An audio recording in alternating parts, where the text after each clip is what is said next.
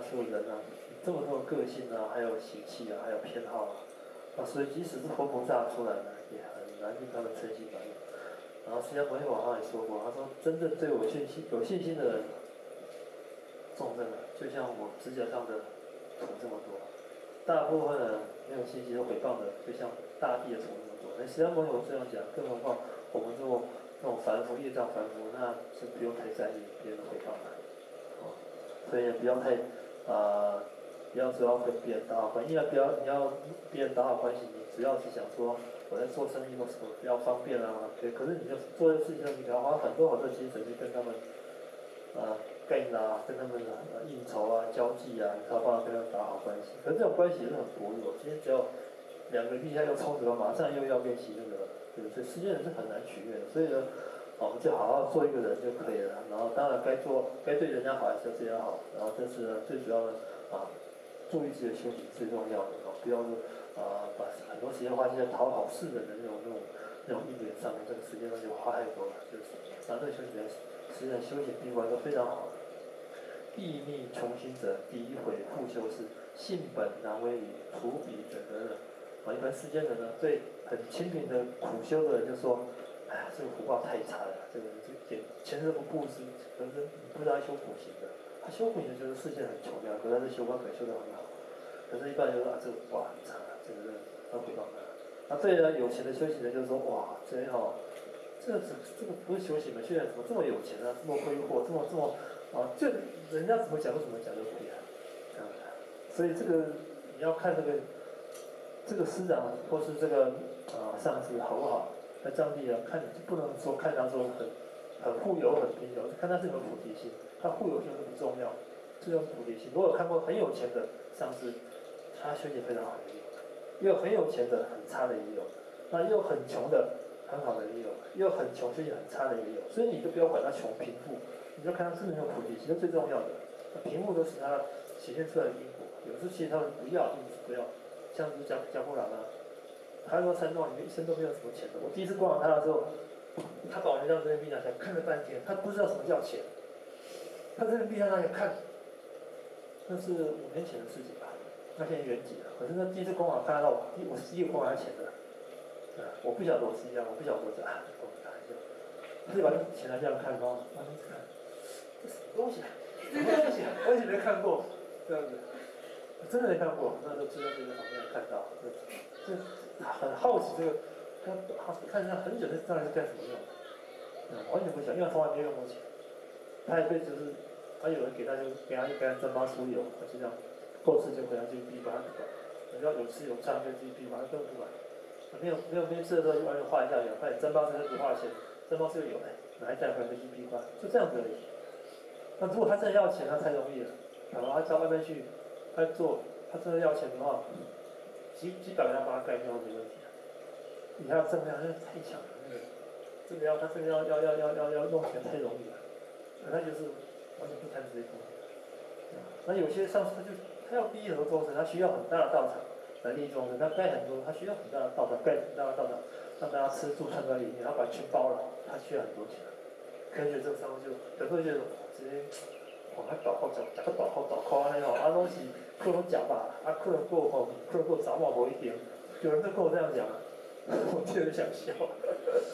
但我知道这个上是怎么样的，跟过他还知道，所以说是凡夫实在是很难相处的。你要他要想怎么讲，都随便他怎么讲，所以都太介意。所以因为这就是说夏虫不可以语病啊，夏天的虫呢，像那蝉呢。生出来几天就死掉了，1个月它不会超过1个月就死了。它从来不知道什么叫冬天，也没看过冰，霜雨雪都没看过，雨看过了，霜和雨可能没看过，雪都没看过。所以你刚讲雪，他完全不懂的。同样，现在很多人没学过火，他真的不晓得什么叫解脱。他就知道什么就是好吃好的过好了，现在很快乐了。家庭幸福，有老婆小孩，有车子有钱够用，现在很开心了，工作也身体就好了，他现在不求了。他不知道什么叫解脱，那不能怪他，就是怪我们说没有把佛法弘扬出去，让他了解佛法的殊胜。但你其实想，我们在百千劫里面也是因为要前世可能累积了很多福报，其实这一次才碰到佛法，还知道说解脱的可贵。那他们呢，可能这一次才开始碰到佛法而已，可能还要积至少还要好几次才有可能解脱。所以这个也不要把他们可能因为这个每个人在这个生命的层次上呢，他学习的东西不一样。有些人这次学佛的，有人这次佛教想学道的，有人这次要学什么天主教的，那这有些人信时代的，都可以。我们就自己好好学佛就可以了，其他的我们就随喜可能就好了。如来成宣是，凡愚若无力，欲终寡欢，故莫有还疑。他说，如果凡夫人呢，莫能得到我所要的名利啊，愚痴的凡夫就会闷闷不乐。所以呢，不要跟那个凡夫讲，因为他们这个事业啊、家庭啊，然后那当然不止世界人，我们很多人都是这样子啊，包括家庭问题啊，财务上的问题啊，也是很担心的。但是慢慢的透过我们现在懂佛法，叫做还有解脱这个东西，透过这个烦恼呢，我们要提升我们的心理境界。如果这烦恼，我们才要如何去超越它，不是顺着它，也不是排斥它，那如果去认识它，这样子，那就可以帮我超越这个烦恼。所以这个都是我们要透过这个学，因为佛法出生在这里，不是顺着烦恼。同样的事情在世界人跟学佛人是不一样，同样的烦恼，你就有不同的方法对治它、调整它，把它转为我们助道的因缘，修行佛来增上缘这样子。当然，第一念我碰到一个烦恼的时候，还是很痛苦的。有人遭麻烦或跟老婆、女朋友吵架的时候还是很痛苦的。但是这个就是要把它转为道用，要看你们怎么转。林中鸟兽数，不出刺耳音，半比心肠的，何时共安居？我说，林中的树木里面的鸟兽啊，飞行走兽，它们都不会发出刺耳的音声，它们的小鸟的树木风吹的声音啊，那都是天然的声音啊，跟外面这种噔噔噔噔噔噔噔，然后什么这种摩托车声、汽车声音，那都不能比的。听到那个鸟兽声音啊，你自己打坐都没有什么关系，但可能老虎的声音没办法打坐了，那其他声音应该都可以啊。就其他声音就是鸟叫声音，那风吹树叶、松涛啊，这打坐都不会有影响。但是如果我们外面有个马达在噔噔噔噔噔噔，或者是摩托车在发动，可能就打坐不下去了。所以大家还是要常常去接近大自然，有因缘来这里大自然接触。何时住树下，言动无人事？愿心不眷顾，断舍尘世贪。何时方于期，天然辽阔地，不只为我所，无贪自己行。如果呢，何时我能够心如不爱的安静在树下岩洞中啊，或者有人干扰的寺庙啊，愿心呢不眷顾世界的一切然后呢，我什么时候才可以操纵大自然辽阔的自然环境呢？不是说它是我所拥有的，就是它是大家共有的，大自然就是我众生共有的。心如贪食的自在修行，这是很重要的。就是慢慢的目前我们这都是梦想那法还特别讲过，就是说你们这很多人一出家就说我要去闭关，跟法官闭关，说你说文字都没有的话，很容易着魔的，很容易，因为外面的精灵鬼魅太多了。你不要说一般的那个山上都可以住，那都是很多众生，精灵鬼魅都很多，山神土地，还有什么精怪啊、魑魅魍魉都很多的，但是不晓得，你直接打坐就知道了。所以呢，一般真的要闭关的也是要跟着上师，然后看那上师在圣地最好。有神圣教程，像色达雅辛这地方，色达可能不太适合闭关，雅辛就比较适合闭关。那就是说，它地很宽，然后人比较少，然后比较适合闭关。色达现在比较密集，比较合适。但其他地方也可以观察，就是说，如果有音乐剧组呢，可以短期闭关，或者找神山圣地，尽量找道场，或者是圣经都比较适合。但是一定要师长的引导，不然那个很容易着魔。很多也大陆很多年轻人就是说大学毕业就说他要去闭关了，跟妈说他去闭关了，他也没有一直认为上次开那个风水不错，就去山上住没半年就疯了，疯了以后就，当然这个不止说山上的那些精灵鬼魅，因这都会来的，没有师长的加持也没有上师傅的扶持就发疯以后就找到那师长的上师傅，怎么办？那没办法了，已经疯了。你还没疯，我还有办法；疯了我没办法。何时居无惧，维持波等气，匪道不虚意，乃至不必提。我说何时呢？我让他无忧无边是森林中安住。像这个讲的就像贾布喇嘛这样子，贾克喇嘛就这样子，他就什么都不需要。他平常要去一个地方就拿一个碗就走了，没有碗比较麻烦一点，只拿个碗，其他地方到处放一个，他就拿个碗就走了。然后说他要盖塔的时候，他跟侍者说，突然觉得说，哎，要赶快盖塔，就跟侍者说，我们走吧。他就什么都没带，就衣服穿着，拿个碗放在包包里，好走，就这样，什么都不带。然后他一到那边，所有居民听说他来，马上帐篷搭起来，什么炉子、床，什么都准备好了。大家都很佩服他，因为这个从来没有跟人家去的，他就帮人家替一些东西修卦，他也不帮人家打卦，他从来不帮任何人打卦，他就是修行的，老实的修行，替一些东西修行，完全没有第二个念头。他这穷学讲那个加古拉玛，类似说你就知道这样子修行的，我觉得很简单的。然后身体呢穿着那种强盗也不需要的那种圣扫衣，那种破烂衣服那种。就知道那种破衣服，所以没有人想要抢。自在洒脱，也不需要做任何的遮蔽的这样子。所以修行人就是真的可以这样子是要累积很大的果才可以过这样的生活。你要才能放得下，然后来过这样的生活。对我是很苦的时候，对我是很开心的生活。是啊，一无所谓啊，他心中什么都不怕，天不怕地不怕，就想解脱，其他都没有，第一个念头都没有。我跟他住了几天就想到讲话，他讲出来的话，他那个感觉就是说，他心中只有两个念头，一个上师三宝，第二个众生，其他没有，没有第三个念头。上师三宝、众生就求什么？就心念就想这个，完全都一直在这个念头里面，完全没有去什么其他都没有。我跟他7天的时候，7天都住在那个，不止7天吧，然后盖塔的时候就在那边，然后到开工之前，他确实都跟他在一起，他就在这。然后有一天打坐的时候就。大家都跑去逛街了，然后我跟他打坐，就跟他打坐，那才是一个非常非常大，完全都，所以好像真的是，跟佛坐在一起那种感觉何时复含名触景生此情，他古及无体，悉皆幻灭化。什么时候呢？我才能够复斯脱离？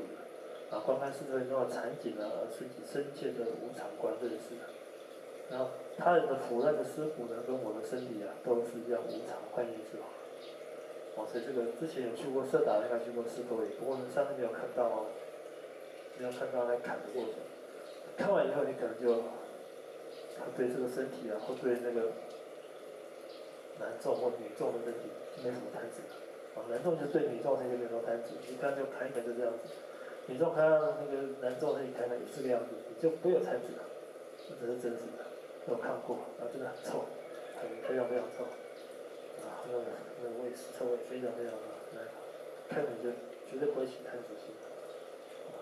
所以在一般很多的大德，他们都会去，不管是南传汉传还有藏传，都会去斯多林观修，就观修死无常。印度的斯多林比较好看一点，台湾的太漂亮了，都是尼古塔而已，还有冷气、地毯，一点都生不起臭味进来。然后藏地的话呢，就是斯多林就是砍碎，你看了被血肉模糊你会怕。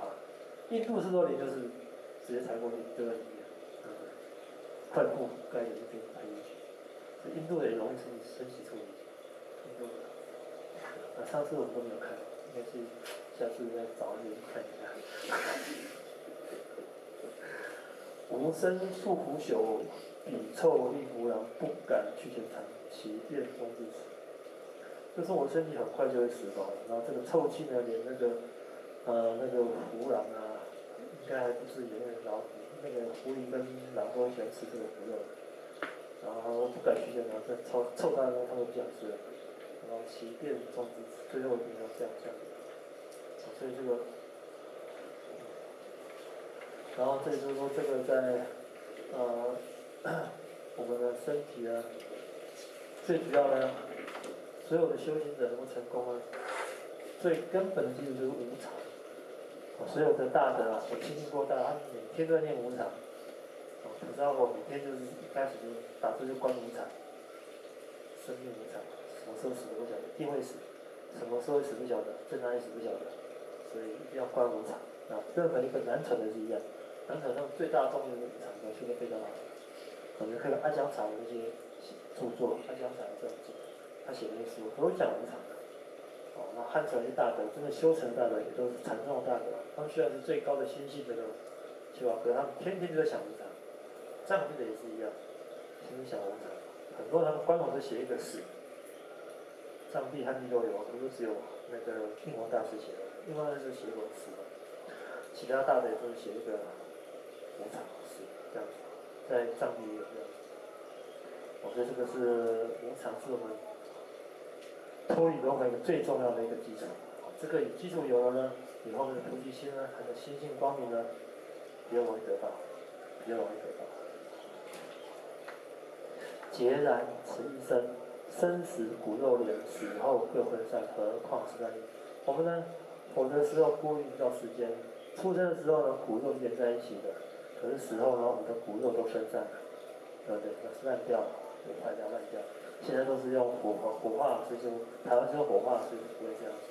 但其他地方就是烂掉了，整个都分散这样。生呢，是固定的出生，死呢也是自己一个人就死掉了。没办法呢，就是我跟我朋友讲的一样，你活呢，你是本来无一物出生的，出生的时候赤条条一个什么都没有，衣物也没有穿，也没有什么，有些听说也有出生的时候嘴巴含块玉还是什么的，不可能，这很少的。生下来就是固定的，脱光光的出来，死掉了就脱光光走了，这样子。这些呢，苦痛呢，你自己的痛苦呢，没有人办法帮你分担的。你所有的亲戚眷属呢，都帮不上你的忙。再多的钱财、亲朋好友，没有人帮你。这边人际关系再好呢，死的时候一点用处也没有。你打好所有人际关系呢，就是阎罗王那关系就打不好关系了，没办法打关系了。阎罗王你只能靠修行。你修行好的话，老上跟我说过，修行好的话，阎罗王不但不会帮你什么审判，他下出来给你顶礼。这老人庙里老跟我说的，那我想他应该被顶礼过了，不要知道。所以他可能去地狱就说，我这个弟子我要让他活久一点。那阎罗王说好吧，你就只能说好了，对，打勾你就再活20年。没有知道他真的有居士有弟子，他就给他把他延寿20年，他就去跟阎罗王请说，这个弟子我要延寿20年。那个弟子，所以要希望他能够放解，所以这个是有生的意思来这样子。所以你修行好的话呢，阎罗王就可以给你了，而且你还可以不止可以解决自己的生死可以帮别人说情。这个人跟他多活几年，拜托一下，没问题的。你们修要有志气修到这个样子，不是修到拜托他，再饶我一下，我还没有活够啊，我没活够，你坏事做太多了，到哪边去了？就很可怜。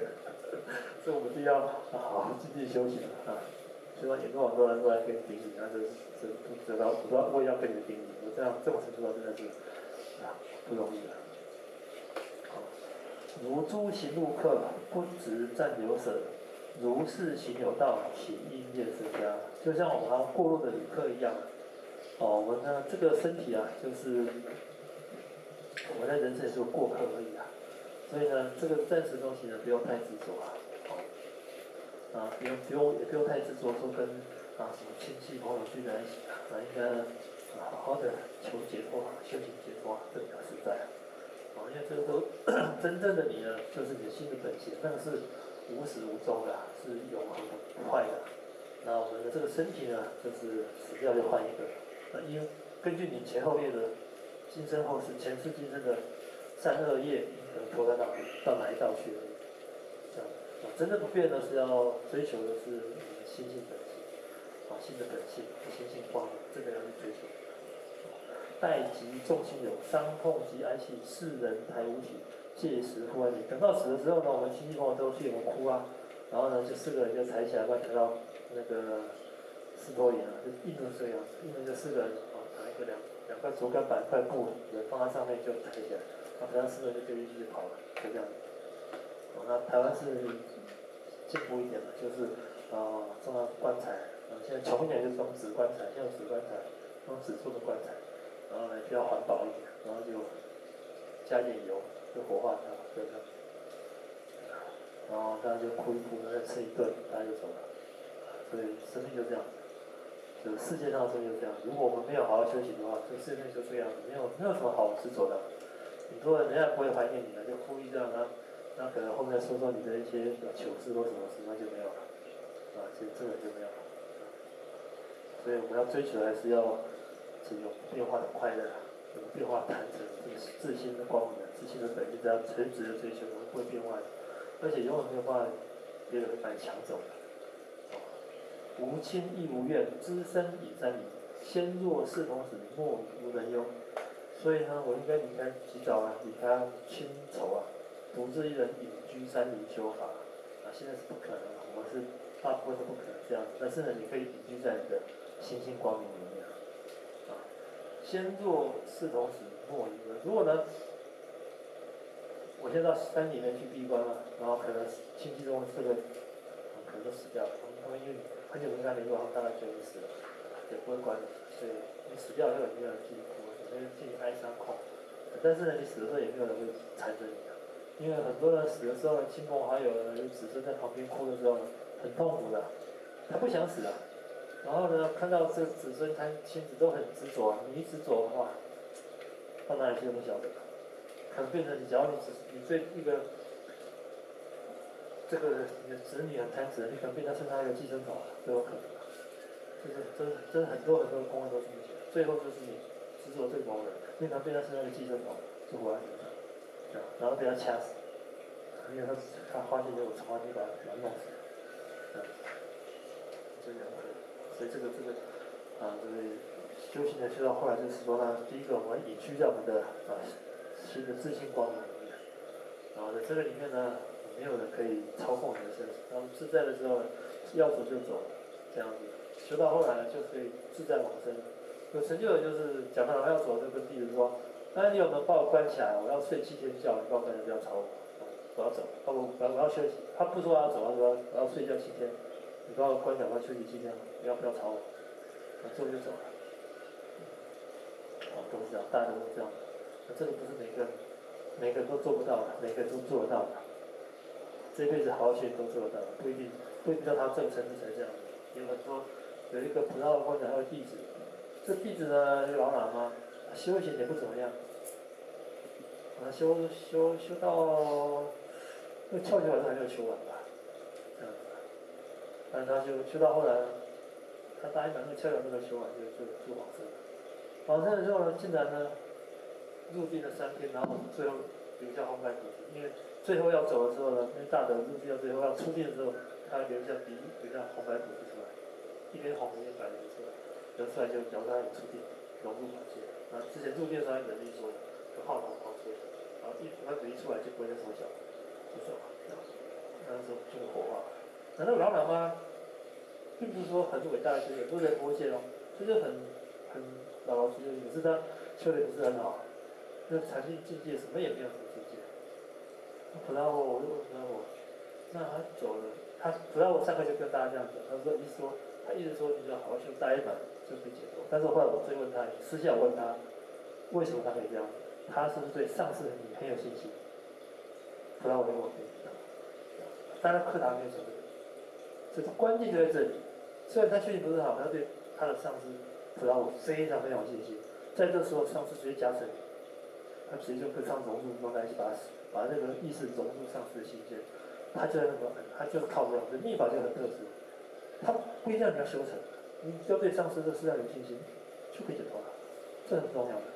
但不是我，你要少了我菩萨我这种成就他办法，一直我没有办法。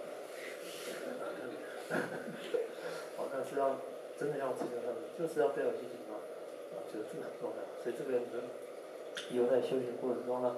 就碰到距远的上师呢，就好好依止，这信心要升起来。然后那个老马就不像我们这么聪明，我们看这个上师又过来，哇，把他修，然后马上全部变尼玛派了。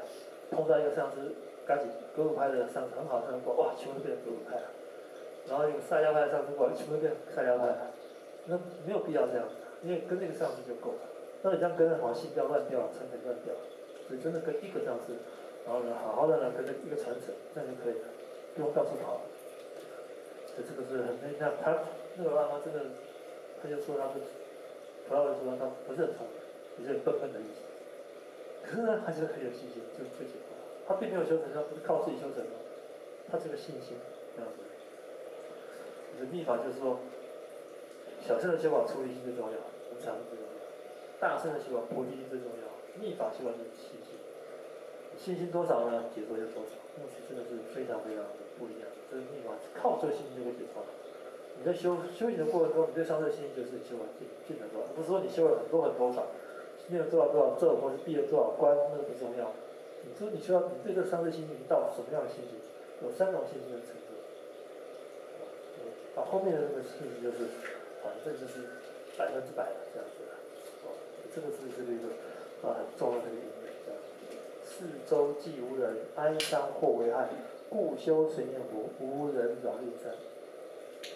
临终的时候呢，身旁既无人痛苦或前来伤害，所以呢，当我修习随念三宝的正法时，不会受到干扰，使自己分心散乱。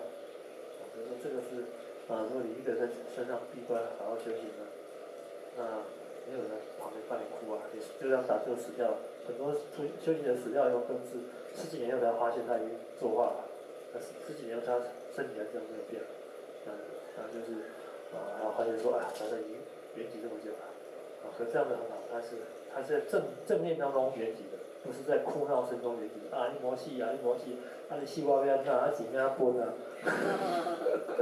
你说这样子他怎么死得好？那王永庆还没死掉，只在那边告在一起，就开始告了，这多痛苦啊！如果王永庆呢，他真的很痛苦啊。他那个还有其实神识还在，就在旁边而已，因为他执着身体，执着他的产业，他就突然间死掉，什么都还没预备好，好了，死了又子孙又开始打官司，你说他痛不痛苦？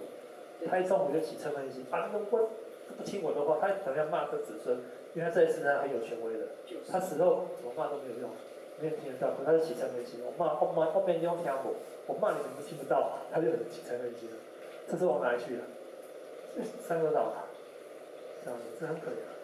所以最好呢，如果真的要现在没刚好说山上闭关死掉的话呢，没有那种把握，你至少把财产什么分好了，不要吵了，就分好了，就是这样子，我戏没老考，就要好好的死，不要吵我，这个是很重要的。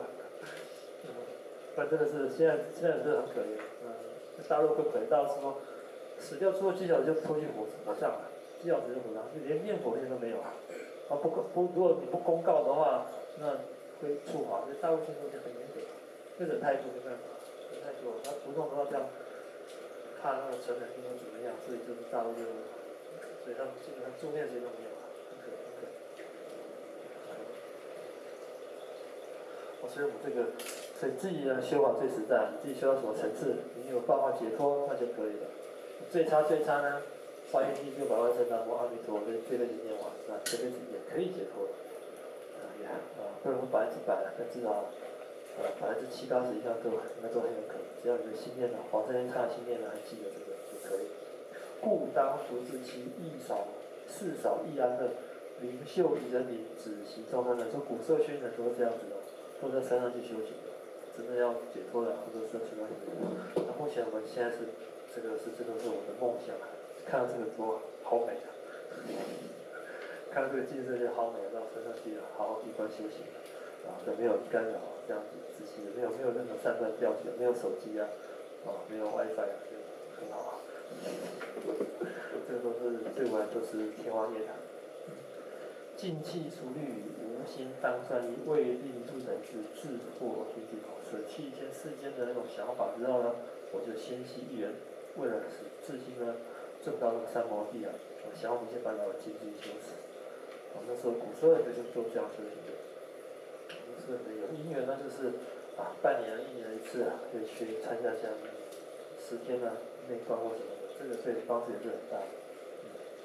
现世即来世，诸欲灾祸，今生砍杀，来世入地狱。他说呢，我们今生或来世呢，我们若单着财色名食睡，这5欲都会带来我们很大的灾难。这个很多人应该都知道了单着财呢会怎么样？可能就入监牢，或是被判刑或者是被倒或怎么样色呢那更多了，很多因为这个社会倾家荡产，家庭不和身心受损都有，财色名食这都会的，全部都会遭遇很大的灾祸。只要单虑的话，单着的话呢，执着这样。今生呢，可能就遭受砍杀苦，各种痛苦，或得癌症。所以现在可能砍杀比较少，但是呢，得怪病啊，因为要吃美食啊，就要点渣，就可能就要吃多了，有可能就要癌症就长了治不好的病，癌症就怪病就出来了，这样子。那来世呢，这是花报还不是果报？这个果报呢是因为杀任何生命，不管人或动物，那一定入地狱，果报一定在地狱的。所以那是你今天生病得癌症是花报而已，果报还没有出现，死后才出现，这样。所以那个就生没办法吃素呢，千万不能点赞，因为这个太厉害了，这一次一定会现出来。针对我们自己点赞，他这辈子已经马上找你，一定会找你的。10个人点赞，10个人都到，10个人都一份杀业这样子的。我不是说我10个人吃一条鱼，那这个我只有1/10的杀业，不是这样子的。10个人都是1份杀业，对吧？你点杀一条鱼嘛，就这样，所以这个是比较厉害一点。所以呢，这个五欲烦恼，这个是我们修行人的一个特别要注意，我们调整，要把它升华，然后把它转为道用，这个是比较重要的。转为道就是说，透过这个烦恼习气啊，然后我们认识这个烦恼的来源，然后把它变成我们心灵升华的一个基础，然后可以提升我们身心灵。透过这些烦恼，透过我们的生气啊，爱生气的人通过生气来找出自己的问题，来解决这个嗔心。贪心也是一样，然后贪财、贪色、贪名也一样的。贪这个过程中呢，如果把这个贪心呢转为道用，转为增强你的身心的东西。比如说贪人，你就可以贪度众生，贪利益众生，或贪放生，这也是很好的贪的。把贪心改成这样的就很好啊。这个转为道用啊，不是在贪自己的快乐这样子的。所以这个慢慢的一步一步各式各样一步一步提升我们的。然后呢，再来呢，想断内贪女人，断外财，还有意念极尽的功德。这个女人呢，现在不能这样讲女人，因为这个古时候呢，修行人都出家都是男的比较多啊，所以呢，他正因为那个那安陀师都出家都修行人比较多，他这本书主要讲给男人听的，所以要对女人贪着。那现在呢，男女平等，我们要讲说断掉女人对男人的贪着，所以一样的所以现在讲的时候，你都要想这个，讲的是女人的话，你讲说男人也是这样子月老媒婆前，何故屡恳求？为何全不记？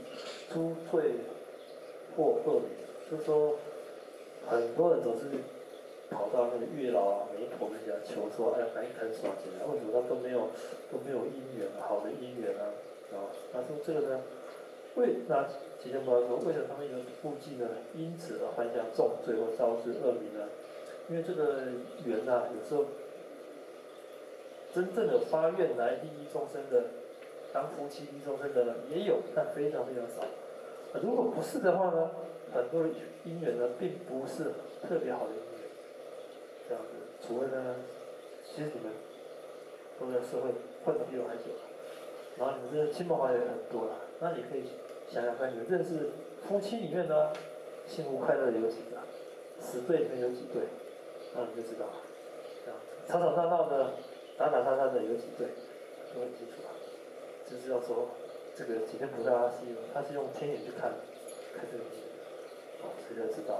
这个都后面呢可能犯下重罪，因为结婚起贪嗔痴的，或者是杀盗淫的，那这些都后面果报都不是特别好。这样子，但是我没有鼓励你们去单身或干嘛，但我也有鼓励你们去结婚。这个都是你们自己的抉择。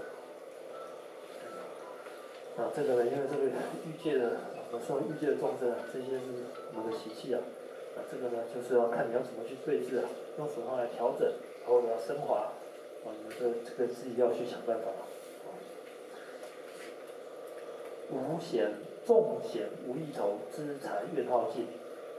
只为女入怀，销魂护之的，当然这不就只为男入怀也是一样，男怀抱也是一样销魂护之的都是一样的然后呢，这种危机重重呢，我也要冒险试一试，就算散尽家财呢，我也心甘情愿。这个古时候太多案例了，很多国王还是为了什么一个女人像那个西施也是一样对，他就是去迷惑那个国王，把那个国王后来就是国家整个政治都松弛了，然后他们就勾践就复国了，就这样。所以西施也是算是这样，他故意的让这个女人来打败他，所以那个一个男人就为了女人的这个销魂之热啊，就把整个自己的这一次的名声啊、财富啊、功德啊，全部都耗完了，这是蛮可怕的。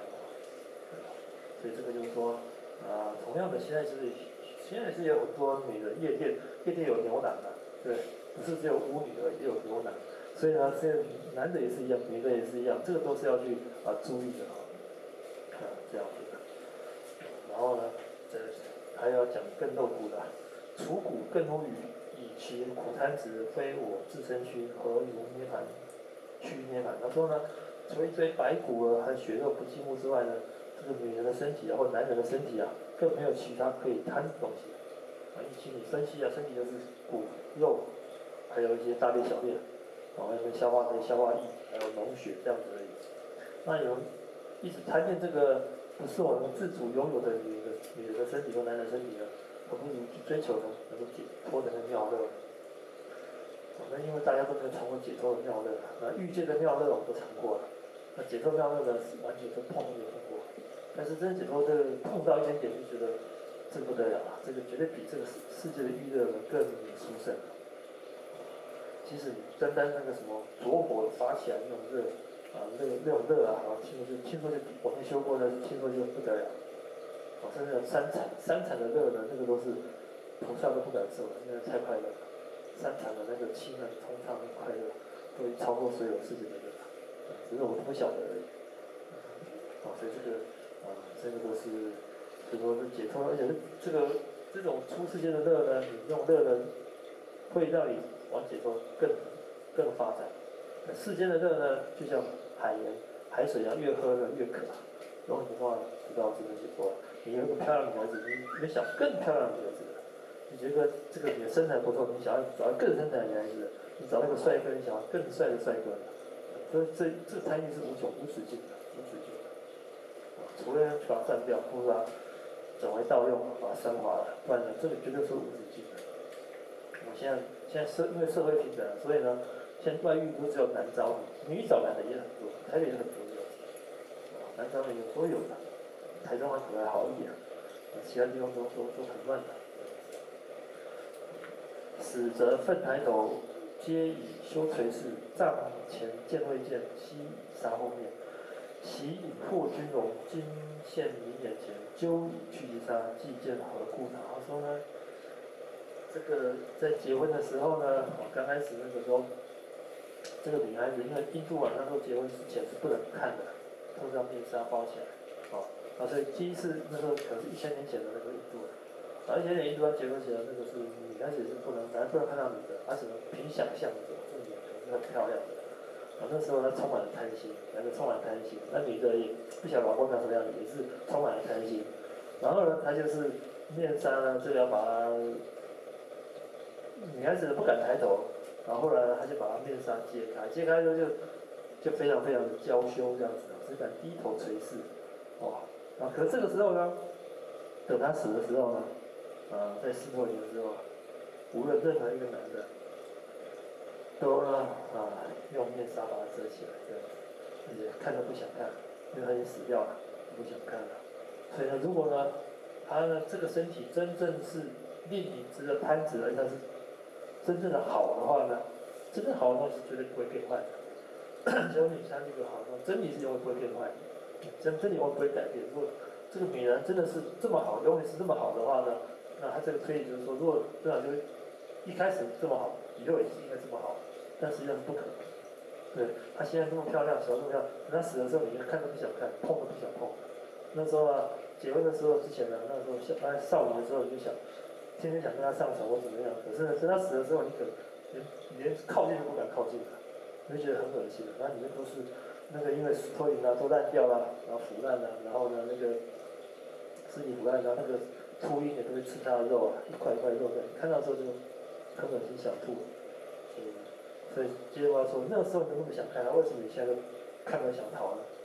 等到他死的时候，你就看到想逃了。所以他说这个呢，只是我们一种分别念，一种我执的习气而已，它并不是真实的东西。所以让我们呢，慢慢要放掉这个对男女的贪执。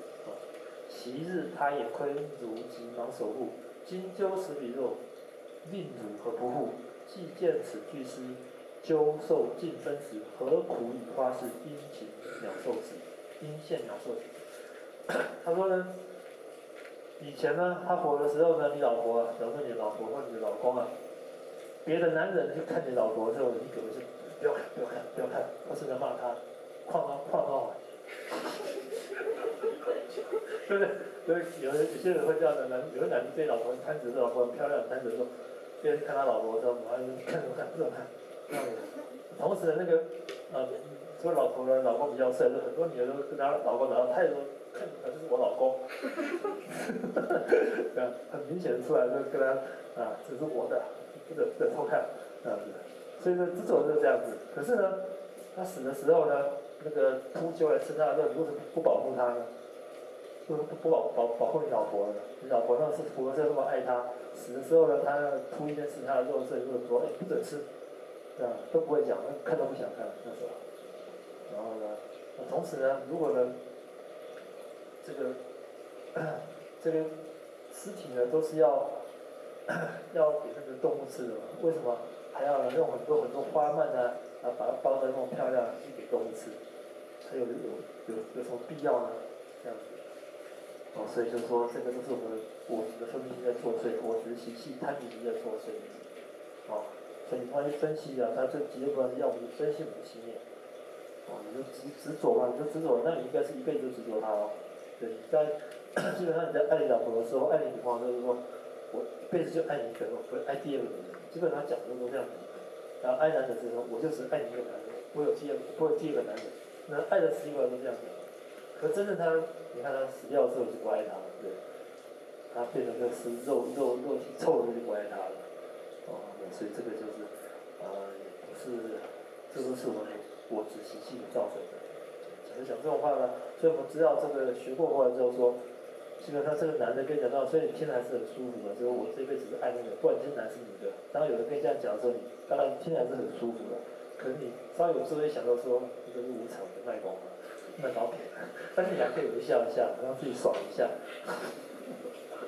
每个听到这句话应该都很开心的。我这辈子只爱你一个人，生生世就爱你一个。哇，这句话太令人神魂颠倒了。这所有男人女人都喜欢听的话，这样。但这个就是最无常的东西。若汝见白骨，静卧有进步，何不具少女，灵动敌佛师？他说呢，如果你看到白色的骷髅头呢，就是动也不动啊，也会让你看得很恐怖。那么你看到像尸体一样有风大带动的少女，你为什么一点也不害怕？就是说活的其实也是活的尸体而已，只是现在有肉有血，现在叫活的尸体一样，因为死的就是一个白骨这样子的。从各个角度来破除我们贪心但这样的破贪心可能不是很容易破的。可能是靠禅修比较办法。因为禅修他们就是直接去修白骨观，一个尸体死掉要去那边观，打坐观，看着尸体，第一天清走，第二天开始烂掉，皮肤破掉，长虫这样驱出来。就一般都选一个，如果男众呢，还选一个美女；女众呢，选一个帅哥。他死掉也看，这样子，看他那个禅修，每天的变化，帮他